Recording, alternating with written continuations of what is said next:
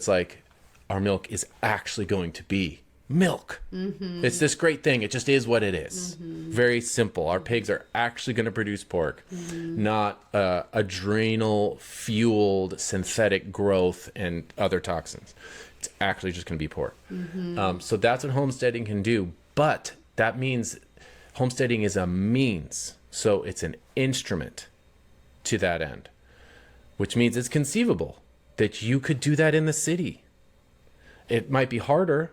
Right. But you can. It might be a little more expensive. It might be more expensive, but if you can meet that end, a sufficiency of bodily goods for your family in a more urban environment, then that's really good.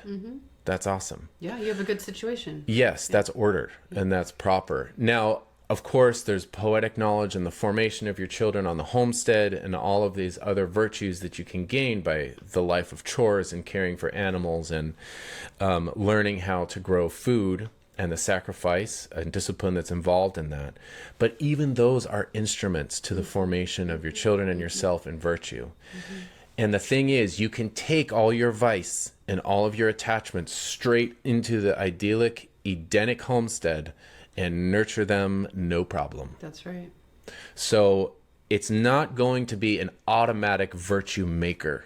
Like, oh, we're going to suddenly be more virtuous because we are surrounding ourselves by enabling circumstances to inspire, the virtue of tilling the land, of eating well, of temperance, of all these things, of doing chores, of discipline, of caring for things.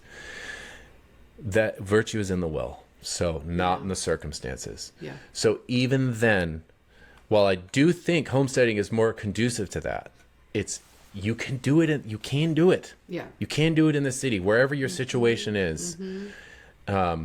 Especially if you've had the sacraments, if you've been baptized, you have the grace you need to do the right thing.